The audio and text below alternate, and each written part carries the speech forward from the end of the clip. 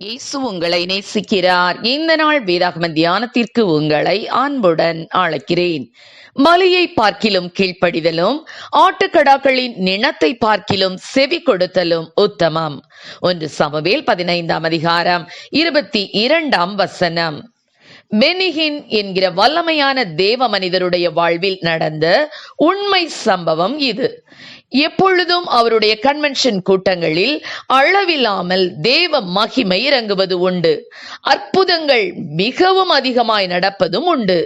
ஒரு தடவை அவர் தன்னுடைய கன்வென்ஷன் கூட்டத்திற்கு செல்வதற்கான ஆயத்தங்களை செய்து கொண்டிருந்தாராம்.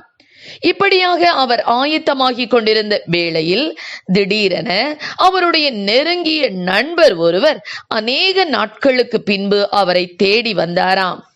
அவரை பார்த்த சந்தோஷத்தில் பெனிஹின் அவரோடு சமயத்தை செலவிட விரும்பினாராம். அப்பொழுது பரிசுத்த ஆவியானவர் இடைப்பட்டு கன்வென்ஷன் கூட்டத்திற்காக ஜெபிக்கும்படி ஏவினாராம். பெனிஹின் ஆண்டவரை பார்த்து இவ்வாறு சொன்னாராம்: அநேக நாட்களுக்கு பிறகு என்னுடைய நண்பர் என்னை தேடி வந்திருக்கிறார். ஆகவே சிறிது நேரம் அவருடன் இருக்க விரும்புகிறேன் என்று சொன்னாராம். உடனே பரிசுத்த ஆவியானவரும் அதை குறித்து ஒன்றுமே சொல்லவில்லை. அடுத்த நாள் கன்வென்ஷன் கூட்டத்திற்கு சென்ற பெனிஹின் ஐயாவுக்கு அதிர்ச்சி காத்திருந்ததாம். எப்படி என்றால், அந்த கூட்டத்தில் எந்த ஒரு அற்புதமும் நடக்கவில்லையாம். அதாவது தேவ மகிமை அந்த கூட்டத்தில் வெளிப்படவே இல்லை என்பதை அவர் நன்றாக அறிந்து கொண்டாராம். ஆம், என கருமையானவர்களே, அவர் தேவ மகிமையை இழந்து போனதற்கு காரணம் கீழ்ப்படியாமையே ஆகும். ரட்சிக்கப்படும் போது பலவிதமான காரியங்களை கர்த்தருக்காக செய்வேன் என்று பலவிதமான உறுதிமொழிகளை, பொருத்தனைகளை நாம் செலுத்துகிறோம். ஆனால் நாட்கள் செல்ல செல்ல எல்லாவற்றையும் மறந்து தூரம் போகிறதின் நிமித்தம் தேவ மகிமையை இழந்து போகிறோம். கீழ்ப்படிதல் தான் ஆவிக்குரிய வாழ்க்கையின் முதல் படி. கீழ்ப்படிதல் இல்லாமல் நான் தேவனில் அன்பாயிருக்கிறேன் என்றோ விசுவாசிக்கிறேன் என்றோ சொல்ல முடியாது. தேவனுடைய கட்டளைகளுக்கு கீழ்ப்படியாமல் நாம் செலுத்தும் காணிக்கைகள், தசம பாகங்கள் கூட தேவனுக்கு உகந்ததாயிருக்காது. விசுவாசிகளின் தகப்பனாகிய ஆபிரகாமிடம் இருந்து நாம் முழுமையான கீழ்ப்படிதலை கற்றுக்கொள்ளலாம். தான் போகும் இடம் இன்னதென்று தெரியாமலேயே ஆபிரகாம் தேவனுக்கு கீழ்ப்படிந்து தன் தேசத்தையும் இனத்தையும் விட்டு புறப்பட்டான்.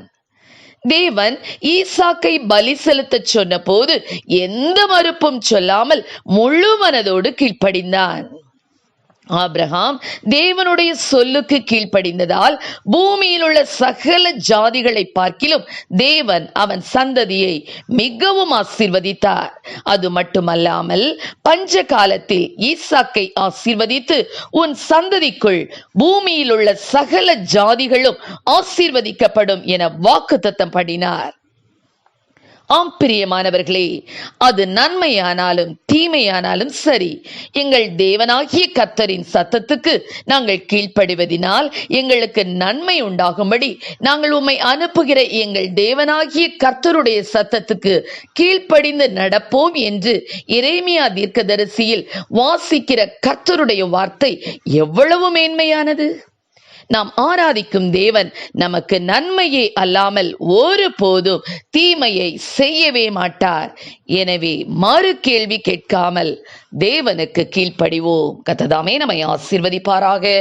ஆமென். ஜெபம். எங்களை அதிகமாய் நேசித்து நடத்துகிற எங்கள் அன்பின் பரலோக பிதாவே, எங்கள் முற்பிதாவாகிய ஆபிரகாமை போல நாங்கள் ஆண்டவரே கர்த்தருடைய சத்தத்துக்கு ஆண்டவரே கீழ்ப்படிந்து நடக்கக்கூடிய கிருபைகளை கொடுப்பீராக ராஜா.